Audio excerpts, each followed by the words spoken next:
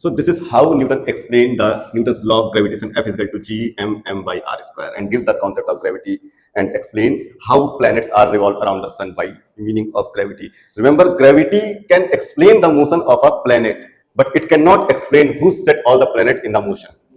It is beyond our thought and reason is yet to be known. Hello everyone, तो हम लोग जानते हैं कि न्यूटन्स लॉ ऑफ ग्रेविटेशन क्या होता है, F is equal to g(m1m2 by r square. ये सब हम लोग जानते हैं।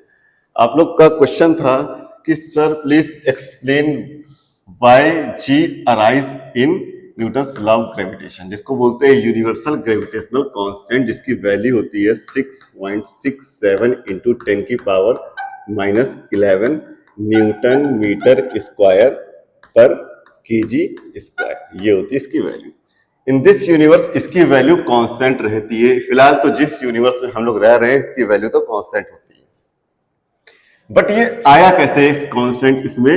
जैसे इससे पहले एक मैंने वीडियो आपको बनाया था, जो सबसे पहले मेरा जो वीडियो था जिसका टाइटल था कॉन्सेप्ट ऑफ परमिटिविटी, उसमें मैंने आपको एक्सप्लेन किया था जो कूलम्स लॉ में F is equal to 1/4 pi epsilon naught 1/4 pi epsilon naught and epsilon r Q1 Q2 by r square, ये जो फॉर्मूला होता है, तो इसमें 4 पाई क्यों लिया जाता है ये आपको बताया था, और एप्सिलॉन नॉट या एप्सिलॉन r क्यों लिया जाता है ये कॉन्सेप्ट आपको बताया था। ठीक है, तो काफी लोग कह रहे थे कि sir please explain universal gravitational constant. तो इस वीडियो में हम लोग देखेंगे कि ये g यहाँ पे क्यों अराइज हुआ। तो इसमें हम आपको ये बताएंगे कि ये जो न्यूटन्स लॉ ऑफ ग्रेविटेशन होता है इसमें ये g कैसे अराइज हुआ, ये कैसे इसमें यहाँ पे आया, इस कांस्टेंट के मतलब क्या होता है, और न्यूटन ने ये कैसे ये लॉ दे दिया कि इस यूनिवर्स में दो मास m1 एंड m2 अगर r डिस्टेंस पे होते हैं तो उनके बीच में एक फोर्स लगता है जिसकी वैल्यू होती है g(m1 m2 by r square. ठीक है, तो ये हम लोग इस वीडियो में जानेंगे। तो इसको स्टार्ट करने से पहले हम लोग देख लेते हैं कि सेंट्रीपिटल फोर्स क्या होता है। हम लोग जानते हैं जब भी कोई भी ऑब्जेक्ट किसी सर्कुलर पाथ पे मोशन करता है तो सेंटर की ओर एक फोर्स लगता है जिसे बोलते हैं सेंट्रीपिटल फोर्स। अगर इस गोल गोल घूमने वाले ऑब्जेक्ट का मास m था तो सेंट्रीपिटल फोर्स की जो वैल्यू होती है Fc is equal to mv² by r होती है। ठीक है, ये सब हम लोग जानते हैं। और ये यहाँ पे v क्या है, v इसकी वेलोसिटी है जो गोल गोल ऐसे घूम रहा है, r क्या है, r इसकी रेडियस होती है। सेंट्रीपिटल फोर्स के बारे में आपको एक बात बता देते हैं, ये जो फोर्स होता है ये एक इमेजिनरी फोर्स होता है, ऐसा सच फोर्स कोई एग्जिस्ट नहीं करता है, केवल ये कन्वर्ट होता है। जैसे कोई अगर डोरी से कोई किसी डोरी में कोई यहाँ पे कोई m मास का पार्टिकल यहाँ पे बांध देते हैं, इसको गोल गोल इस तरह से घुमाते हैं, तो जो डोरी में टेंशन होगा यहाँ पे इस तरह से जो टेंशन फोर्स होगा वह बन जाएगा सेंट्रीपिटल फोर्स। ठीक है, उसी तरह से हम लोग जानते हैं कि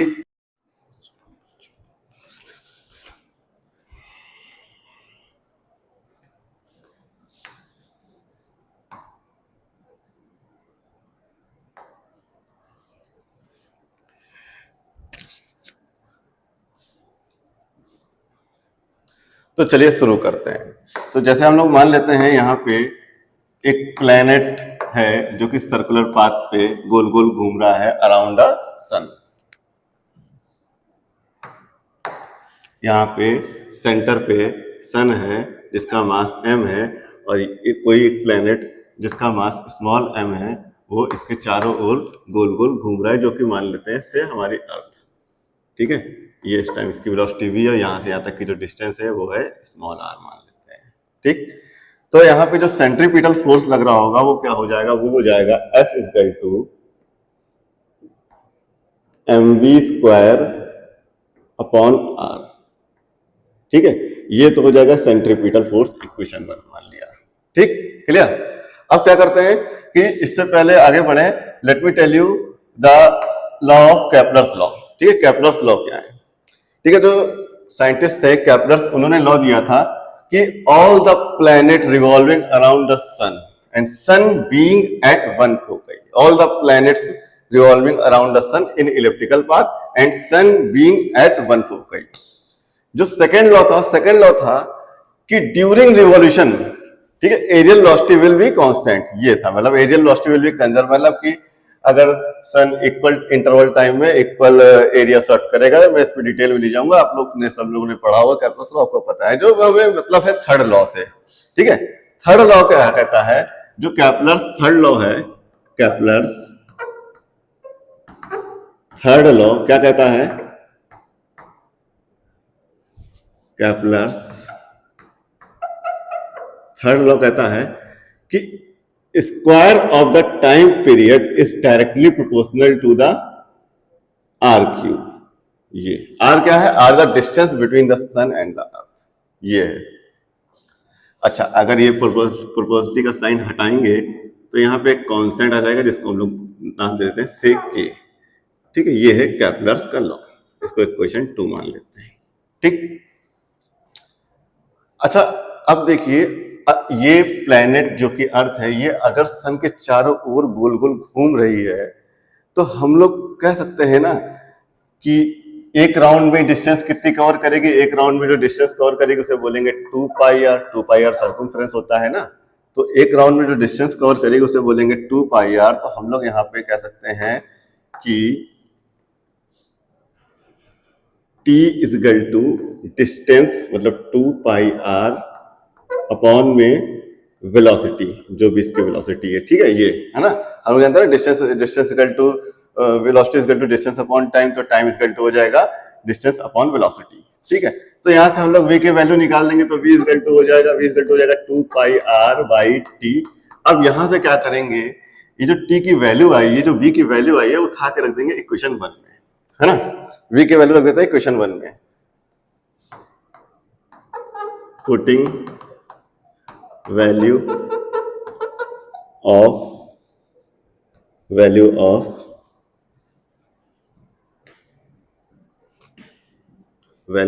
v इन इक्वेशन 1। ठीक है, इस इक्वेशन 1 में, ये जो इक्वेशन 1 देख रहे हैं, यहाँ पे v की वैल्यू रख देंगे तो हम लोग को मिलेगा, क्या मिलेगा v इजगल टू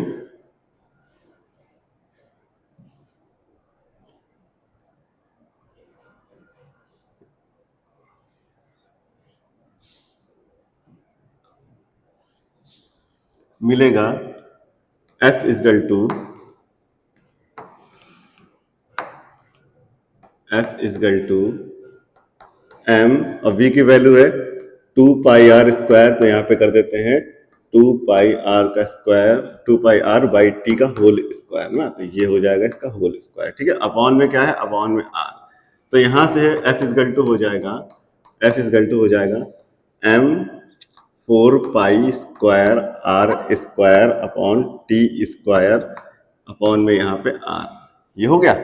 अब यहां से क्या करते हैं, इक्वेशन 2 को देखिए, इक्वेशन 2 है टी स्क्वायर इक्वल टू के आर क्यूब, है ना। तो यहाँ पे जो टी स्क्वायर दिख रहा है उसकी जगह पे रख देते हैं के आर क्यूब रख देते हैं, है ना।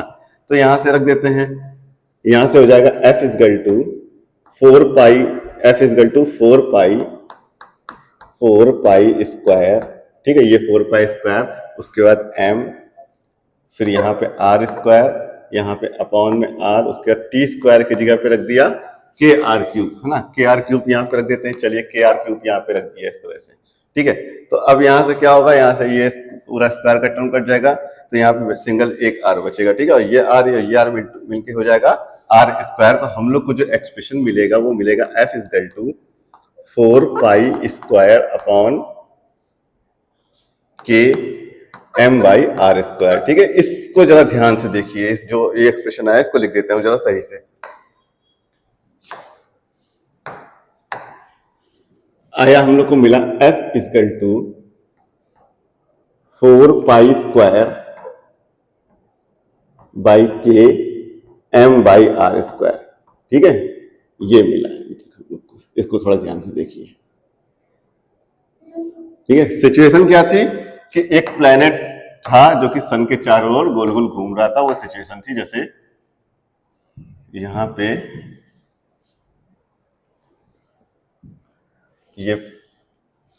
यहाँ पे एक प्लेनेट है ये, और सन सेंटर पे है, और इसके चारों ओर अर्थ गोल गोल घूम रही है। कुछ इस टाइप की सिचुएशन थी। ठीक है, v वेलोसिटी से ये सिचुएशन। तो इनके बीच में हमने माना कि अगर ये गोल गोल घूम रही है तो इनके बीच एक फोर्स लग रहा होगा, वो सेंट्रीपिटल फोर्स होगा, जो कि आया कहां से होगा, जो कि आया होगा इनके बीच में जो ग्रेविटेशनल फोर्स लग रहा होगा उसकी बात कर रहे होंगे। और एक्चुअल में हम लोग को एक्सप्रेशन मिला यहाँ पे ये F is equal to 4 pi square by K M by R square. तो ये जो टर्म है 4 पाई आर स्क्वायर, ये क्या है? हम लोग जानते हैं कि F इज इक्वल टू होता है G M by R square, ठीक है। तो यहाँ पे आर स्क्वायर भी है, स्मॉल एम भी है, और यहाँ पे 4 पाई के स्क्वायर की जगह पे जी है ना। तो ये जो टर्म आ रहा है 4 pi K square, it is directly proportional to, ऐसा न्यूटन ने माना कि ये जो 4 पाई बाई के स्क्वायर ये टर्म है, ये डिपेंड करता होगा, ये होगा पुल ऑफ अ सन। ये जो सन है उसी का जो उसको खींच रहा होगा वही है 4 पाई स्क्वायर बाई के, ये जो कांस्टेंट आ रहा है ना। तो ये बताया ये जो 4 पाई स्क्वायर बाई के जो कांस्टेंट है, ये डिपेंड करता है mass of the sun, mass of the sun या फिर सेंट्रल बॉडी, जो भी सेंट्रल बॉडी है उस पर डिपेंड करता है, ठीक। अब सन का जो भी मास होगा उससे यहाँ पे ये कांस्टेंट कैलकुलेट किया हुआ है, तो कुछ ना कुछ तो डिफरेंस आ रहा होगा। तो यहाँ पे एक नया कांस्टेंट अराइज किया गया होगा, मतलब ये प्रोपोर्शनलिटी का साइन हटेगा, यहाँ पे कांस्टेंट है जिसे बोला गया जी एम, ये हो गया। तो यहां से ये जी अराइज हुआ था न्यूटन्स लॉ ऑफ ग्रेविटेशन में, ठीक है। ये था इसकी मतलब इसकी वैल्यू थी कि कैसे यहाँ पे जी अराइज हुआ। इस तरह से न्यूटन ने अपना लॉ ऑफ ग्रेविटेशन दिया कि तो मास के बीच में जो फोर्स लगता है वो डायरेक्टली प्रोपोर्शनल टू होता है product of their masses and inversely proportional to होता है square of the distance between them. तो इस तरह से ये बन गया Newton's law of gravitation.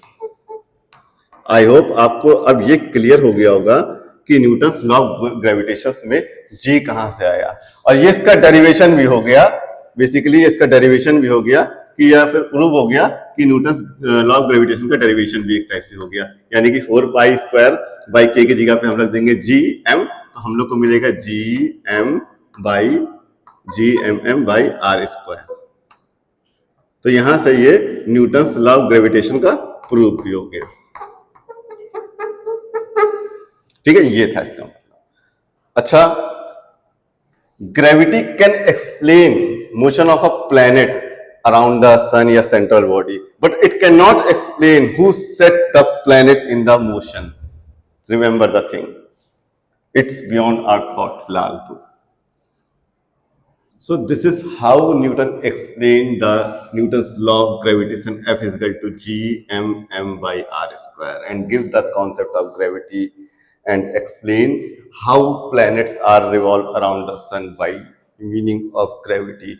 Remember, gravity can explain the motion of a planet, but it cannot explain who set all the planet in the motion. It is beyond our thought, and reason is yet to be known.